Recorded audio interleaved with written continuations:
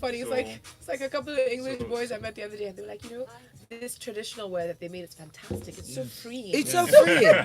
It's freeing for men. They were so happy. I didn't know what I could wear. I was like, trust me, any official event you go for, wear this. They respect you. The money is different. That type thing is a power trip or something. It is. It is.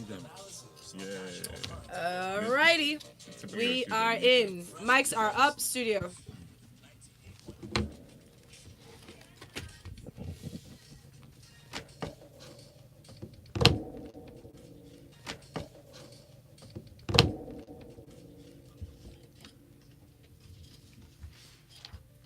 Good morning, Lagos. You're tuned in and listening to Smooth Breakfast on Smooth 98.1 with Valentine. And with Folu. Because it is 7:31, it means it's officially time for us to delve into newspaper analysis. It's freshly pressed 981. Joining us in the studio, we've got our fantastic Friday analyst, Miss Ireti Bakare-Yusuf, ever radiant, is present in the studio. Good morning. For once, she's lying. Hey. Radiant. But I'll show you who's radiant. For Luke, because it's radiant. But I'll show you who's radiant. For Luke, because it's almost her birthday. And I didn't come in my birthday clothes. Don't worry, there's still time. It's a very great weekend. Listen, your radiance comes from within. It's a glow. It's not by outward, shine. We've also got Tunde Okufi in the studio, aka Big Cuffs. How you doing today? I'm good. Morning, Folu. Excellent. Looking quite fly. And we've got Nwaji, ever present, the corporate MC is how you can find him on Twitter. Good morning, Nwaji. Good morning, Folu, and good morning, Lagos. Hey, we are ready officially, and we're ready to also receive your comments on the different platforms. You can send it through WhatsApp to 0809-444-0981. On YouTube, we're streaming live in the studio right now. We're live. Just type in the search box Smooth 981 FM Lagos. On Twitter at Smooth 981 FM. Use the hashtag freshlypressed981. To the stories. Okay, our first story in the Senate are to probe the killing of 44 soldiers in Borno, according to ThisDay newspaper. Now there was an attack and the execution of not just 44 soldiers, but also their commander was killed. And this move to probe the killings or to look into it was sort of put forward by one of the senators, Nala, who also lamented that the murdered commandant was his cousin. Now, Tunde, going into this, it is very sad that we are seeing the deaths of soldiers, but we have been in a protracted and elongated war, let's be very frank, for quite a long time. I'm also curious as to why the Senate is choosing to call this a probe into the murders if the insecurity and unrest has sort of been present. An investigation almost sounds as though there's something outside of the ordinary happening. But what are your thoughts on this? There's something outside of the ordinary. You mentioned he's a cousin. Okay, there you go. Yeah, so you see, so you wonder what would happen if he wasn't. Would he have taken it on with the same feather, maybe. With the feather, exactly. All right, so he's a cousin to one of the senators that raised the motion, and my heart goes out to him and to all of them. I mean, when we lose anyone in this nation, we should all be collectively upset, especially everyone, actually, not even especially members of the armed forces, but they do play a part in protecting us, and it's surprising that, and this is for a defeated foe, right? Yes. Boko Haram is supposed to be defeated. Right, and they're attacking military installations, military bases. This wasn't opportunistic. It wasn't all that. It just happened upon, soldiers who were in transit or anything. Now, Tunde, I want to address this a resolution that they're supposed to have passed, urging the federal government and military authorities to adequately equip army formations nationwide and take proper care of the soldiers' welfare. When I see statements like that, I have to cast my mind back to the $1 billion that was raged about, especially by the Senate, by the House as well. But this is part of what it's going towards, and it's a long-term plan. You don't just order military equipment and it arrives the next day and you're good to go. It takes a bit of time, and we saw this happen a little time ago. I wonder why the Senate doesn't refer to steps that have been taken or address what they had to say in that regard. And their part in that, that's precisely what's going to go on next, is their part in that. So they have a part to play. The government proposes expenditure and they approve it, and there was a lot of noise and uproar. Many people are not, so the sums are huge, yes, and especially when you consider sums that we voted in the past and how much money has been voted towards supposedly fighting insurgents, but we all know what happened to that. It was, it was just literally very blindly stolen. I say that to point out that the military has suffered a lot of decay over the years, right? It's probably in excess of 8, maybe up to a decade, where it hasn't gotten the type of funding required. Absolutely. Even in terms of peace, not to talk of when you have an insurgency And it's cost to deal them with, lives. and it's cost them lives. And you can see for what is supposed to be a ragtag band of insurgents to be able to attack a military base, it's an indication of how poorly equipped and fortified that base was. So really, this shouldn't just end with sound bites. They should really go, into detail and postmortem, and hopefully they'll reflect on their own part in this. Yes, they have a right, they have a duty of oversight, but in matters of security, they also have a role to play in seeing that our military gets the funding that is required and equipment is bought. And it's not, you don't just the story is lacking in detail on exactly what the policy is, but our Minister of Education, Adamu, did disclose this on Thursday and said that this policy will enable students get a better understanding of themselves and determine which career to pursue, and it does lament that it's taken so long to get such a thing in place because there hadn't been guidelines, but now there will be guidelines that accompany the policy designed to facilitate and guide its implementation. Your thoughts, Nwaji? Well, to your point about the details are just talking about how the current policy that's 60 years old, which is a couple of generations, we were arguing what a generation is, so whether it's 2 or 3 generations, basically we haven't had a national policy on counseling for that amount of time. So I think the article just pretty much delves into the current inefficiency of that system with regards to what counseling is. Now, but if you go into it, there's some more detail regarding it's more or less around educational services and things of that nature, because we have to look at how kids are now advised with regards to how to pursue their careers and everything else. But the challenge here is this: a lot has changed in the world in the last 20 years, let alone 60 years, Yes. with regards to what education means. With Even in the regards last to 5 years. Even in the last 5 years, with regards to what a career means. You have so many new careers. You have coding careers. You have social media careers. You have personality careers. You have influencer careers. So we need to rethink where we are currently now, rest on this vestige of you must be a doctor, you must be a lawyer, you must be an engineer. Those things are outdated and frankly speaking no longer applicable because there's such a wide range of things that you can actually do. But the one component that I actually would love for this policy to touch on is psychological counseling with regards to actual talking to kids about just being decent human beings and being able to open up with their emotions and have conversations so that things that they're dealing with can be addressed at an early age.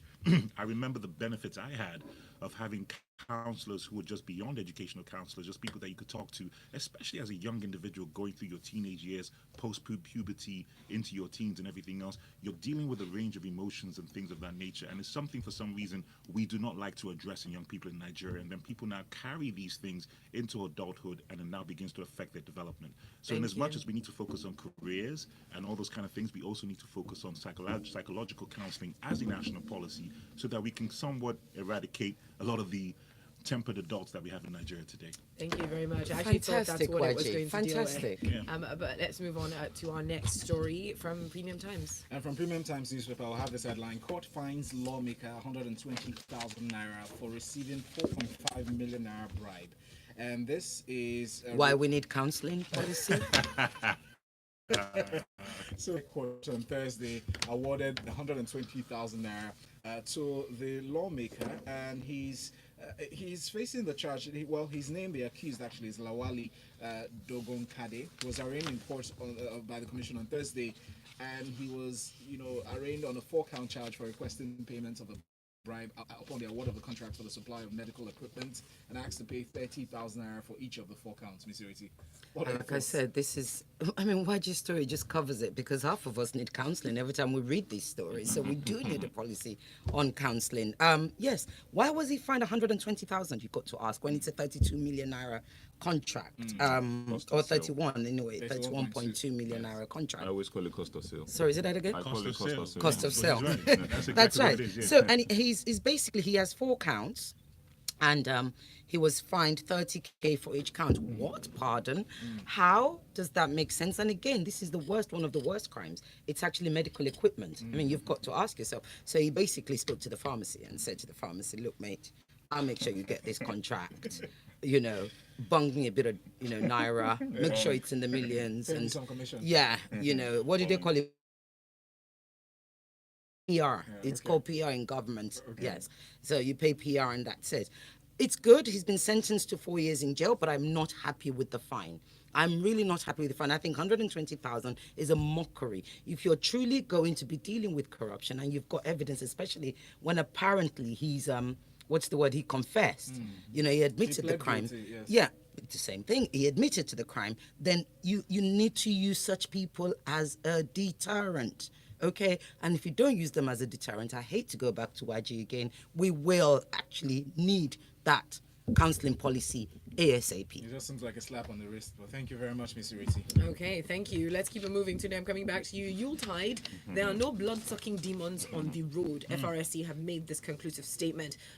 They've also, the zonal commanding officer for zone RF9 Enugu cautioned people in Owerri on Thursday during the flag off of their Ember Month campaign, saying that, listen, stop believing that someone from your village wants to send accidents to you through the air. If you drive safely, you must arrive safely. And even though it's a comical statement, we have to look at the reality that unfortunately, when it comes closer to the Ember Month, so through Christmas, the Yuletide period, we do see increased casualties, we see increased accidents. And looking at the numbers that they've put out here within that zone, so not looking at anywhere else, just the Enugu zone, 51 persons were injured in road crashes in September, 108 injured in October, 44 lives lost in September, 206 lost in October. Really worrying looking at the numbers and the reality that coming up to celebratory periods, people are either being more reckless, less careful. What are your thoughts on this? Yeah, I mean, It's not your village. no, it's not. It's not my village. Okay, you got to start. Okay, let's start on the serious side and then end up Okay. a little light because I was going to start with Yes, something light. let's start with Yeah, this. but these figures are astounding. You know, 206 people in 1 month. In October, 108. In other climes, this would be flagged as a a national disaster. You know, to be honest, the numbers. So imagine the numbers that we lose through the year, right? If we're losing over 200 people in 1 month, In one zone. in one zone, it's astounding, and it's because of it's a mixture of things. And that's why people approach the end of year with trepidation. A lot of people, especially people who have to ply the roads, which is why Ember Month is a thing. I mean, I didn't know I didn't know it the time existed, yeah? until- You get until- here, right? It is. Until you move back here, yeah. So It it's quite a thing, and it's unfortunate, and it's a mixture of things. It's the roads, it's also Yes. the people. Yes. I mean, they mention even things as we don't do proper driving tests. We don't do so. He mentions things like even poor vision. I was like, Yes, come to think of it, I eyesight, never yes. really thought about that. Oh, many You'll be are you'll be blind and how- driving. Yeah, you'd be sure how irresponsible people are. They know that they have sight deficiency, and they will still drive. Now, and here- they'll drive at night as well. Here's a question and maybe a concern as well that I have. This campaign that they're launching, now this zonal commander is saying that they aim It's to called reduce Operation Cobra, by the way. Operation Cobra. Strike. And then you say there's no blood sucking on the streets. Imagine. Signify safety, but okay. maybe it's attacking the problem. But You can't what do. I want to understand is how by launching this campaign they expect to reduce road crashes by 15% 15% and mortalities fatality by 30. 30. That's quite It's steep. That's It's steep. They're hanging It's a lot of ambitious. it. They're hanging a lot of it on education. Okay. A lot of it on education. People don't get their tires checked out. People don't check their vehicles Okay, before yeah. they So go I was on gonna say, in long your humble hauls. opinion, do you think People that don't do is a bunch of things? So to be honest, to be fair, they probably can achieve quite a bit By just these by simple- education and checks, right? you And know. fixing the roads and then- making sure there's and street lights. obviously, then fixing the roads and making sure that our highways and expressways are lit, which is a challenge. I mean, we're in the Yes. dark continent for a reason. But those are things that are not going to go away. And look, I think the FRSC they're approaching it from, I will deal with the problem that I can solve. Right, I can't fix the roads. It's not my purview. I will make the recommendation. I'll make the noise. But what I can Yes. deal with, I will approach, which is driver education and a bunch of all those other things. So, it's not about the people in your village. It's not about muleye. People who know. But we Ibn can't go. Bono. We can't. Yeah, Exactly. Muleye, Ibn Bono. Muleye. But more to the point is that I like the whole part where he says blood sucking, because I've got to say I think of Be the careful with writer. statements about liking blood sucking. Oh, We feel you know about what? such Well, things. there's a Yoruba poet, writer, Fagmu. I can't remember the initials, and he has a story called Ajetogbono Gidigoni Yami. So really, at the end of the day, if you've done something wrong, like I said, Ajetogbona He's gidi gan not niya from mi. your village. Please drive I safely. forget it. Drive safely. It might be. Drive safely. We have a message in from Papi K on WhatsApp. Papi K said, let's agree that you are correct, but no thanks, as addressing you today regarding the comment on the 50-plus soldiers. The cousin. It says, yes, just Well, because. that's what the story says. It said, you're correct. No thanks to our strange, self-centered leaders, but when 50-plus soldiers got killed in the base, we need more than a probe, bro. Something surely went down. Get to the root of it. To put it in context, we're really concerned about, and it was 44 soldiers, not 50 Not plus. 50. But think about the context in how Enugu 206 people lost their lives from road accidents. Sometimes we sensationalize just when it's violent death, but don't forget that there's a lot of people dying through other ways as well. So maybe we should be probing the roads too. Maybe that. But let's move on to our next story from Premium Times. Magu writes the Chief Justice of Nigeria, Onnoghen, and wants EFCC cases taken off Justice Nyako. Very serious stuff here, Tunde. The acting chairman has written to the CJN requesting that all EFCC cases being handled by Justice Binta Nyako be reassigned to somebody else. Please take us through the story. Okay, so literally it's Magu, the chairman of the EFCC, asking that Justice Binta Nyako of the Federal High Court in Abuja be reassigned, or all EFCC pending cases with her be reassigned. And he's said this so that they can, in his opinion, get a favorable judgment. He believes her to be biased. He believes it to be biased because of the progress and the outcomes they've had with cases.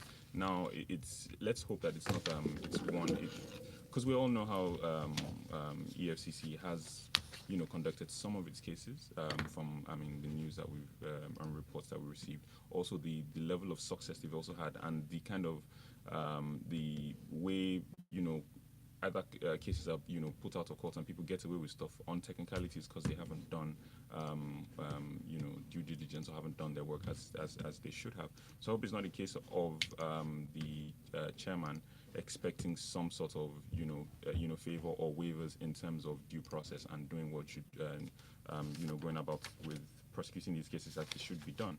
However, he does make a very valid and fair case. He says the EFCC is also investigating the husband of Justice Nyako, the former governor of Adamawa State, for fraud, alleged fraud during his tenure, and that does hold some water. And I would wonder why cases would be assigned to her, or why she doesn't what's that legal term? Why she doesn't recuse herself or remove herself from those from EFC cases if she feels that she can't handle them without bias. So Magu does, for that one reason, Magu does make a case, but he doesn't. The story doesn't, and the EFCC haven't made a case saying that it's for these and these reasons. He just says, look, reassign because we're not making progress. So we don't like it. We don't like it, exactly. Thank you. Thank you for that, Cindy. All right, to move on to the next story from Guardian newspaper. I'll come to you, Wajim, with this one for the analysis of this one. Now, the Senate asks NNPC, CBN to provide documents of dollars, NLNG withdrawals, and they have given them a deadline. They said that they even asked the NNPC plus the CBN to explain, and it was a pretty interesting the House. In reaction to this request, the management of NNPC that was represented by their CFO, Chief Financial Officer Isiaka Abdul Razak, called for a widening of the scope of the investigation to cover the entire 45 withdrawals made from the accounts from 1999 to date. In reaction, one of the members, that's Senator Akpan, he came Abasi Akpan rather, they're representing Akwa Ibom Northeast, said, keep quiet, not necessarily that, but he said, you cannot dictate to the committee how to go about its findings. You must abide by our rules of engagement and not teach us our work. Take us through the drama, Waji. I mean, I don't even know what about, because this is a very, very delicate issue, because it now speaks to just larger issues that we have with good governance in this country. So what's happening basically is that the senator asking NNPC through CBN, who operates the domiciled accounts for NNNG, to more or less give accounts for particular monies that have been taken out over a period of time. The specific one was over a 3-year period. And you see, when you now begin to have these conversations where the senator now doing probes into assets and your national banking infrastructures and instruments as to what has happened with money that's coming from one of the biggest revenue generators in the country, which is in the space of NLNG, you just begin to say to yourself, what's going on? Are we truly a banana republic? Are we truly just doing something that is just a joke at best? Because why are we even having this conversation? These things should be tracked, monitored, documented, and accountable at any given point in time. The fact that the Senate has to now ask NNPC, you need to make account for these withdrawals that have gone over the last 3 years. What happened the year before? What happened the year before that? Are you telling me that there's no yearly end-of-year reconciliation with the monies that have been taken out versus that has gone in? Are we operating a completely irresponsible system where people just literally do whatever? So you see, these are kind of conversations we need to have, as opposed to NLNG and NNPC need to state where this money coming. Come on, build your strong institutions, and then you avoid these issues. These issues are existing as a result of lack of strong institutions. Lack of strong institutions and a lack of strong systems and processes where things need to be checked every single step of the way. It's an absolute shame that this is happening, and they've now given them until November 30th to now produce next Friday to now produce all these documents. They're not going to give you this stuff by next week Friday, and it's just going to create more calamity. And I think oftentimes these things are now revealed as we get into the campaign season, because it's just people just trying to show some sort of relevance, but at the same time they're not actually doing any work. Thank you very much, Nwaji, for that. Moving on to New Telegraph. Actually, I would skip to the story from a premium newspaper. I'll come to Mr. Ireti for that. We talk about the Offa robbery, and now how the news trail is yesterday about the suspect, police revealing that finally admitting that the suspect died in custody, but really giving sketchy details as to how that happened. The police released a statement later after we had a media assistant to the Senator Bukola Saraki coming out with a statement saying, "Oh, the police, you see how the police has been, giving sketchy details. Now it has been these details have vindicated as Senator Bukola Saraki saying that he was not implicated." But the police said no, he has a case to answer. That the 4 surviving suspects actually made allegations that will indict Senator Bukola Saraki. But let me leave you with the details. So here's what's interesting. One of the things, because when I started reading this story and they said, okay, the usual Nigerian term was, this is quote, was not murdered but slumped and died. To those of us who don't speak Nigerian, or those of you out there who don't speak, that means he collapsed. Because I always used to wonder, what is slump? He collapsed and died. And the question is, why did he collapse and die? And they claim here that they've done a post-mortem. There's a post-mortem report. So I'm presuming that somebody's done an autopsy. But we should, and I think if they're being totally transparent, they should actually have sought permission of the court at least to be able to publish the and hand it out to the journalists who are asking them the questions, because this is very important. I'm one of those people that I constantly campaign that we must insist. In fact, it's getting to a place where I think the government now need to demand and make it mandatory for people to do autopsies, because we need to know why people are just dying, not just that they're slumped. There must be a reason why they're slumped. So that's what they're saying. And they also go on to say, look, we have the fact that this guy is dead doesn't exonerate Saraki from anything. That he actually isn't it wasn't 5 of the people, 5 of the suspects that actually named Saraki, that he wasn't 5 of them, that the other 5 did. So it's not like we have any reason for him to do anything with him. That's what they're claiming. They've been quite bombastic about it, and I think this tells that they insist on still holding. They claim here, there's a quote that I actually highlighted. He said, and later the last you made, he said that the police actually said in one of the the parts of the statement that they released, they said the 5 altogether they confessed to being a part of a group really, that was called Youth Liberation Movement, a political group. And this is the quote I want to go to. The indictment of the Senate President, Senator Bukola Saraki, from the confessions of the 5 gang leaders, namely Ayuade, etc., we know their names, we have no time to read all of them, was not politically in the active participation in the Offa robbery, was not politically motivated, as alleged by Mr. Yusuf Olaniyan, who is the SA to the Senate President. It should be of serious concern to all that human life is sacrosanct.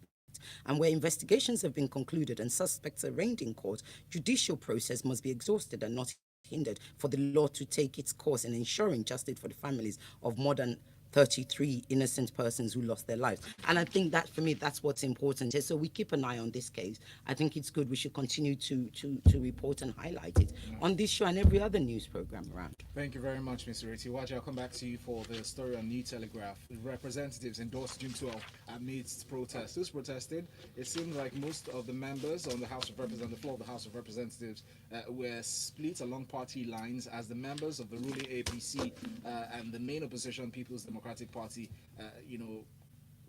fought against the bill on the amendments of the public holidays. Some are saying no. Even if you say that the June 12th should be made a public holiday, we should still hold on to May 29th as well. What are your thoughts, Nwaji? This is a fascinating and very interesting article, and it's just beautiful the way that it was put together. Because when this initial thing came up, I think it came up around May earlier this year.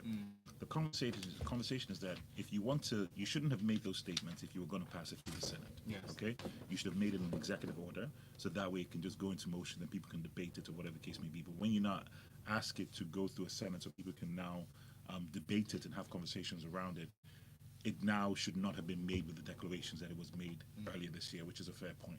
But the interesting part for me is where a lot of shade was thrown. This is just fascinating. Well, when they said, and I quote, that, something alluding to the fact that Buhari is not in a position to make any declarations on Democracy Day when he is an individual who indeed toppled a democracy back in 1983. I was like, good Lord, have mercy. Bang. Y'all just coming for people.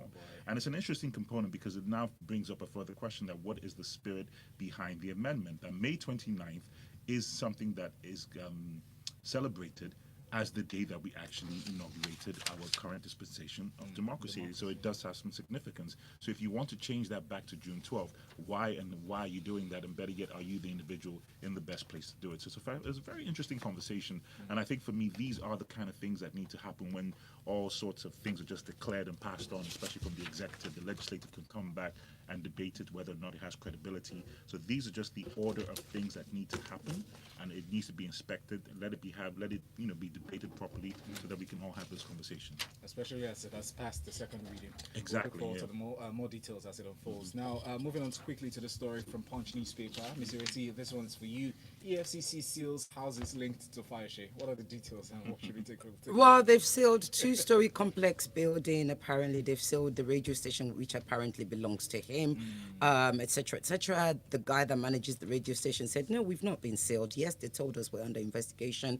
And Fayose, of course, is coming out fighting as usual. What do you expect? He said, look, his special advisor said, look, yes, this is the same. It's only in this country. He says, this is a quote, this is another wild goose chase and the usual media campaign against my person. It is only in our country that an anti-corruption agency will first go about sealing houses before determining the ownership, which can be done so easily by visiting the relevant agencies. Is very true. So what Fayose's people or Fayose himself is saying is that, look, half of these properties they've sealed don't belong to me.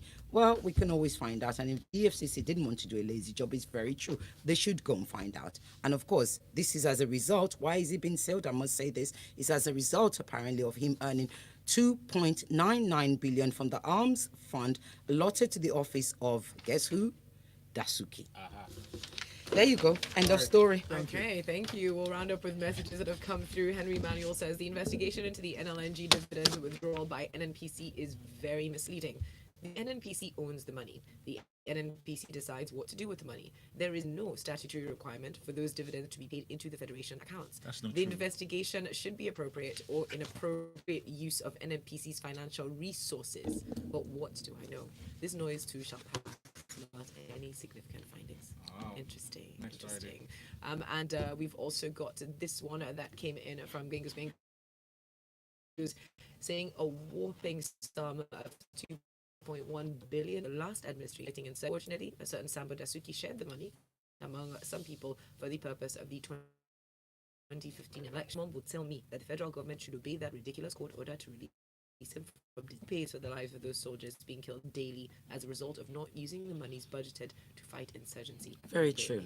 Very important. Yes, Two wrongs, a court order is a two court wrongs, order. yeah. Two wrongs don't Court make it order right. is a court order. Order in the court. I know we're done with Freshly Pressed for this morning. Thank you. Nwaji, you wanted to comment really quickly? No, we want just to want say Yes, Happy we are. birthday, Happy birthday. Folu! Especially the birthday weekend is Yes. today. It's Thank like you. it ends on Sunday night. No. It's Monday. This thing continues It ends for till like a week, December. so- Yeah, till okay. December. Till Christmas Day. Respect me. Okay. As we're coming to Lagos, we will be talking sports inside the locker room. So keep listening. We thought we'll give you a nice You don't surprise. know me very well. No, please don't say things like that. Oh, sorry, that's